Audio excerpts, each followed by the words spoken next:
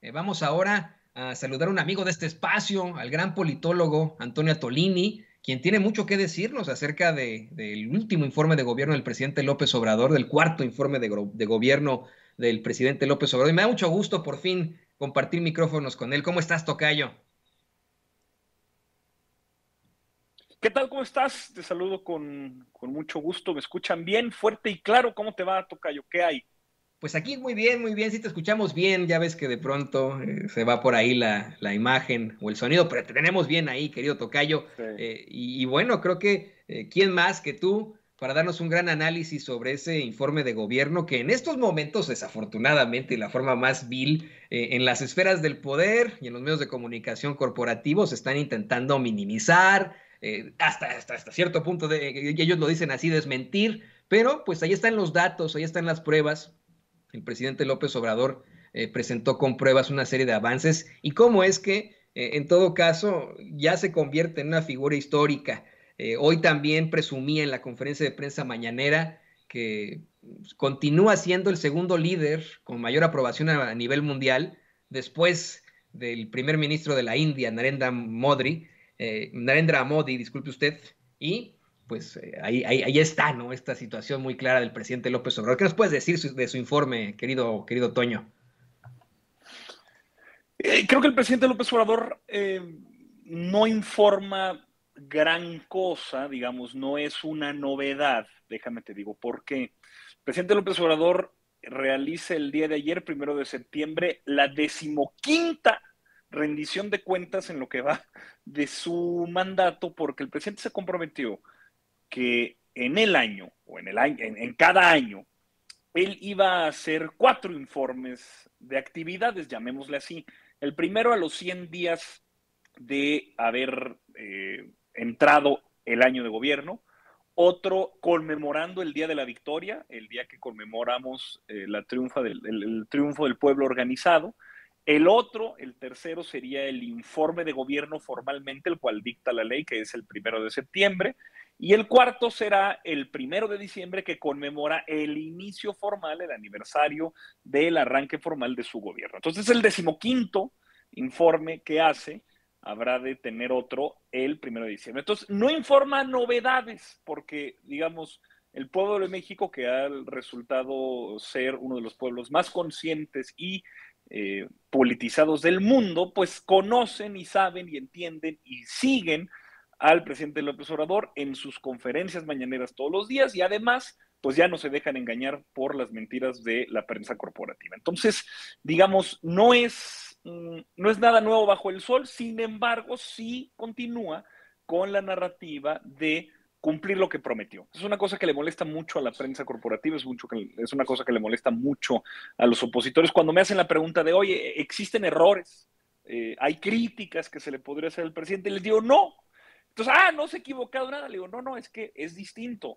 El presidente ha hecho una revolución al ser uno de los presidentes, o quizá el presidente más decente en la historia de México. Y eso, al decirlo en un país como el nuestro, es una revolución en sí misma. Y en segundo, es porque es un presidente que ha cumplido lo que prometió. No más, pero tampoco menos. Entonces, ha sido muy consistente en ofrecer un programa de gobierno que se remite a la letra, quizá algunas desviaciones particulares, dada las condiciones específicas de su gestión a lo largo de estos 4 años. Digamos, la pandemia es una cosa que nadie podía prever y que obligó a hacer un reajuste, pero que terminó siendo un apretón de tuercas para poder profundizar la transformación en contra de la corrupción.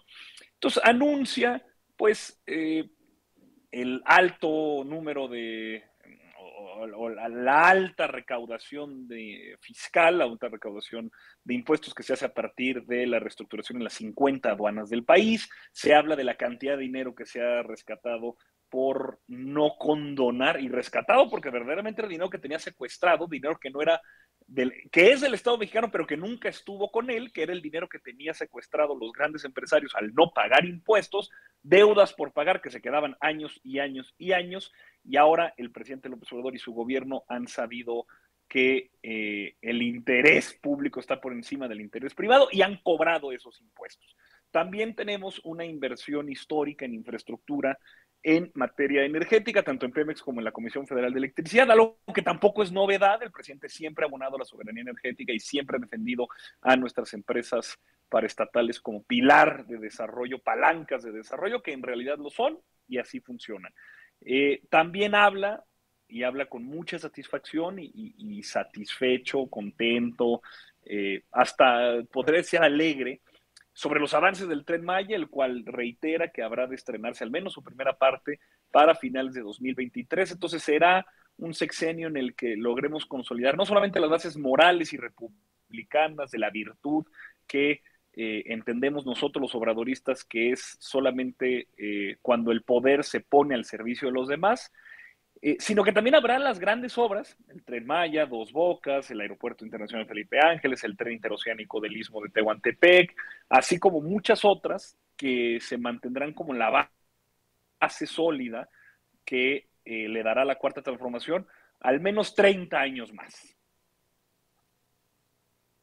No, y en efecto, ¿no? Eso es lo que con lo que te quería preguntar, lo siguiente, en efecto, ¿no? Estamos viendo una serie de planteamientos por parte del presidente López Obrador, hizo 100 compromisos de campaña, hay un par que aún no ha podido cumplir, que él mismo asume, asegura que no ha podido cumplir.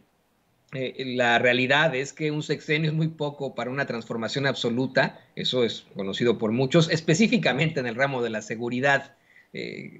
Al hablar ahora de estos triunfos y de cómo tú dices, querido Tocayo, que el presidente López Obrador ha cumplido, no como los otros expresidentes, ¿qué le faltaría en todo caso a este gobierno para consolidar esos 100 compromisos?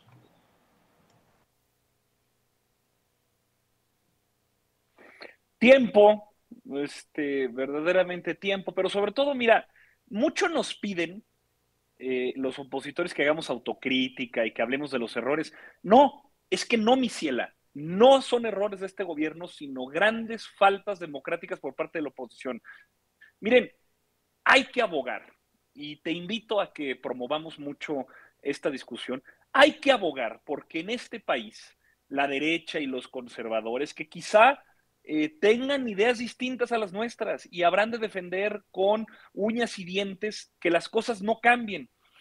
Mira, de todas maneras, habremos de defender la democracia y les ganaremos una y otra vez en las urnas, pero requerimos tener antes de discutir la política de seguridad y antes de discutir sobre cómo poder proceder con una política pública, una directriz, un reglamento, una ley, cómo resolver ese problema, requerimos fundamentalmente en México que haya un acuerdo, un pacto mínimo de decencia sobre el cual todas las fuerzas políticas, principalmente la oposición, se suscriba y respete. No es posible que les encante como pose, como impostura, casi como una actividad neurótica, repetir como merolicos y llenarse la boca del dolor, de la infamia, de la tragedia que es este país, que se ha convertido en una fosa común, herencia de los gobiernos con los que ellos estuvieron muy cómodamente sentados. No es posible que se siga utilizando a los desaparecidos, a los muertos por la violencia homicida, a los secuestros, a la delincuencia organizada, como una moneda de cambio y un artilugio que se utiliza en mesas de discusión. Tengamos un pacto mínimo de decencia. Dejemos de repetir una y otra vez, en memoria y en respeto a ella, de las personas que han perdido la vida en este país por la barbarie en la que nos han convertido los partidos de oposición, tengamos respeto, un pacto mínimo de decencia. Si no podemos tener eso con las fuerzas políticas opositoras, no vamos a poder construir país alguno en el que seamos cohabitables, que podamos coexistir. Miren, no pasa nada, no pasa nada si existen ideas distintas sobre cómo impulsar el desarrollo. No pasa nada si existen ideas distintas sobre cómo podemos generar más y mejores empleos. Siempre y cuando no se robe, no se miente y no se traicione al pueblo, pero sobre todo se respete la memoria de quienes hoy ya no tienen voz, así vamos a poder construir un México plural, incluyente, diverso, que no polarice. Pero mientras la derecha rancia en este país se siga llenando la boca de la memoria de nuestros desaparecidos y de nuestros asesinados y asesinadas, porque son nuestros, de todos y de todas. Es una sociedad que nos hacen falta tantos y tantos nombres. Si no tenemos ese piso mínimo de decencia, no vamos a poder avanzar. Entonces, no. El presidente López Obrador es un humanista y el movimiento obradorista es pacífico. Nunca se ha quebrado un solo vidrio para alcanzar los objetivos políticos. Lo que necesitamos es que la oposición, las Kenias López Rabadán, las Lili Telles, todos estos hombres y mujeres que existen en el foro público y que de manera neurótica repiten una y otra vez la cifra de muertos, pero sin tener la más mínima decencia de reconocer que este país es un cementerio por esos partidos. Quizá no es responsabilidad individual y particular de ellas, pero sí de los partidos políticos que hoy siguen sin tener un proyecto de nación alternativo que pueda decir por qué estaríamos mejor con ellos y no con la Cuarta Transformación. Les pido que tengamos un piso mínimo de decencia, porque si no, no vamos a poder avanzar. Es un muy sensible y sensato pacto el que ofreces, querido Antonio Atolini. Yo te estoy completamente de acuerdo, pero si te soy perfectamente honesto, dudo que ellos vayan a buscar tener algún tipo de congruencia. Les convendría en todo caso, esto está ganando para ellos el odio del pueblo, eso es lo único que han obtenido. Así se van a ir, así llegaron a ser oposición. Sí. Y hoy van a seguir siendo oposición y seguirán siendo oposición. Yo lo veo por muchos años debido a cómo han estado actuando. Querido Antonio Tolini, ¿qué te parece que nos compartes tus redes sociales? Y como siempre, aquí agradecidos de tu análisis interesantísimo en Sin Censura. Claro que sí, soy Antonio Atolini Murra, que se escribe como Atole, pero con doble T en todas las redes sociales. Seguramente por aquí nos van a poner el mensajito, Atolini como Atole, pero con doble T, en Twitter, en Facebook, en YouTube, en Instagram y hasta también en TikTok, para que nos puedan buscar y se enteren. Estamos desde Torreón, Coahuila, luchando para sacar adelante el proyecto de transformación. Me encuentro ahora unos días en la Ciudad de México, por eso ando con sudadera, porque aquí hace un poquito más de frío, pero miren, siempre con el Santos en el corazón. Así que me despido, no sin antes decirle a la audiencia de México y del mundo que este es uno de los mejores espacios de comunicación y agradecerles su preferencia. Muchas gracias, Tocayo. Acá en Kansas City, Missouri, hace mucho calor, en efecto, y aunque esté en el sótano, estamos con un calor impresionante, pero bueno, pues ahí te mandamos todo el saludo y muchas gracias por considerarnos así. Esto siempre nos sube el ánimo y nos permite seguir buscando esa verdad con justicia, exigiendo siempre el espíritu crítico. Ahí lo tiene usted al querido amigo politólogo Antonio Tolini, aquí en Sin Censura. Y mire,